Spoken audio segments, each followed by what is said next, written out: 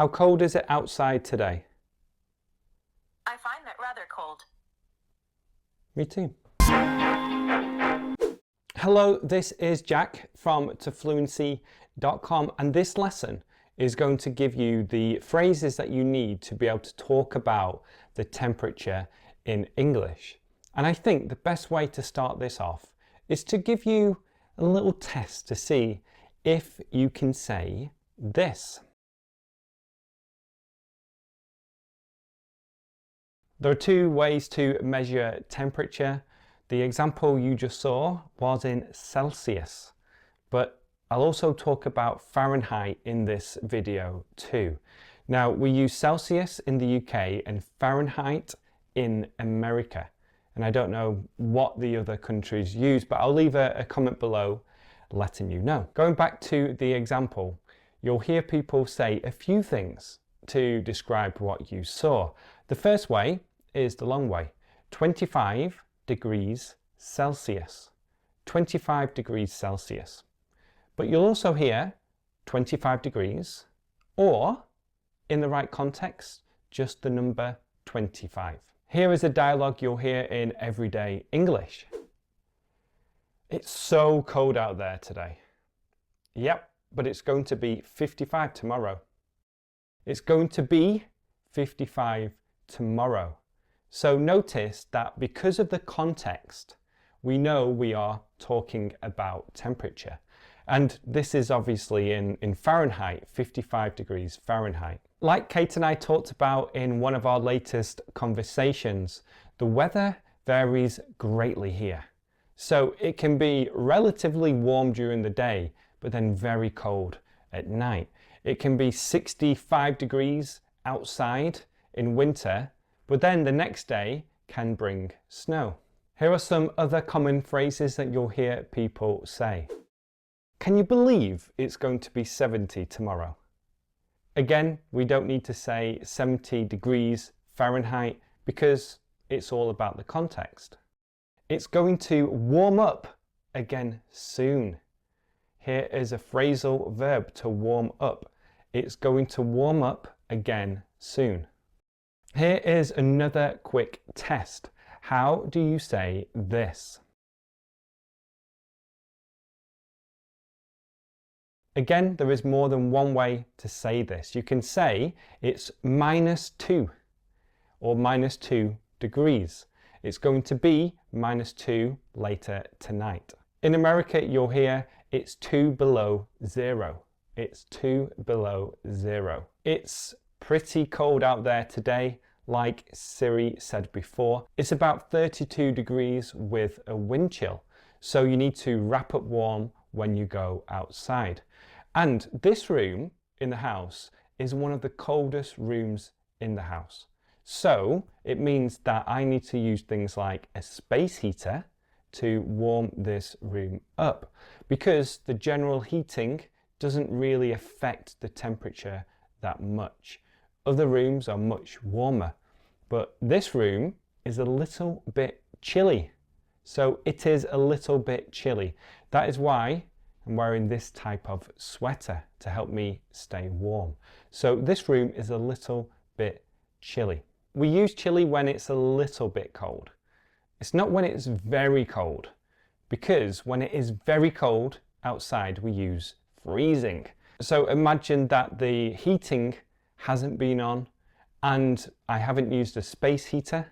I could say it is freezing in here. It is freezing in here. Here are some other phrases that you'll hear that are similar to the ones we've just seen.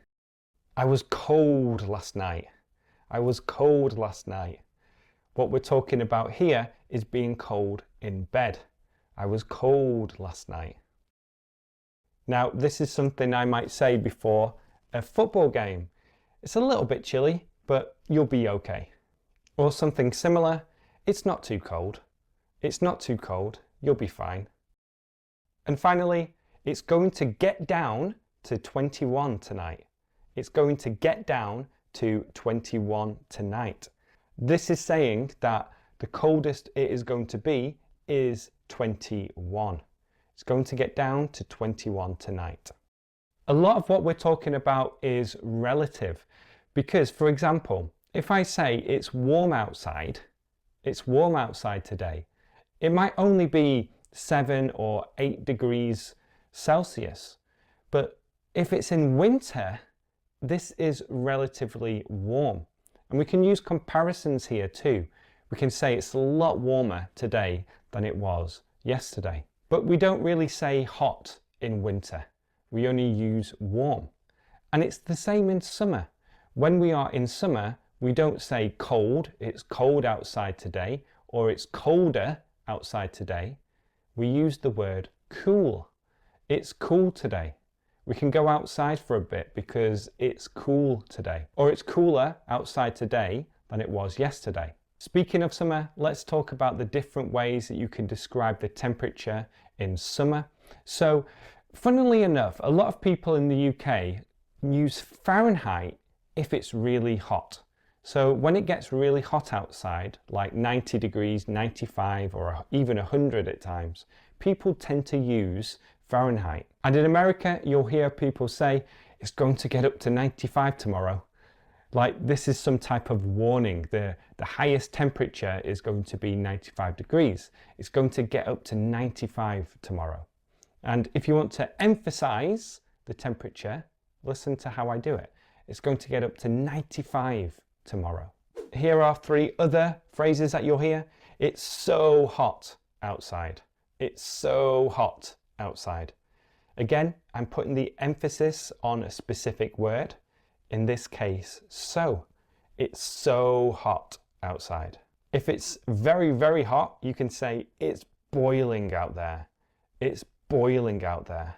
Or if you are inside, it's boiling in here. It's boiling in here.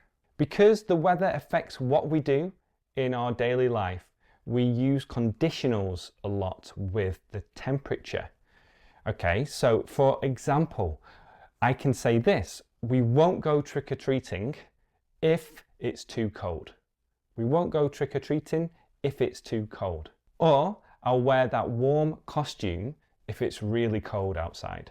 Here are some more examples. I don't cycle to work when it's below 30.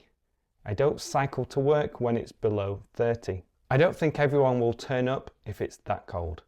I don't think everyone will turn up if it's that cold.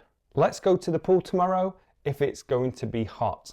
Let's go to the pool tomorrow if it's going to be hot. So those are some great phrases for you to help you talk about the temperature in English. If you have other phrases that you use or that you have learned, leave them below in the comment section. And be sure to check out the description where I am going to leave all the phrases that I mentioned in this video. And while you are in the description, if you haven't got my book yet, then you can download it by joining the email list. Okay, thank you so much for watching. While you're here, watch another video. Those will be on your screen now. Okay, speak to you soon. Bye-bye.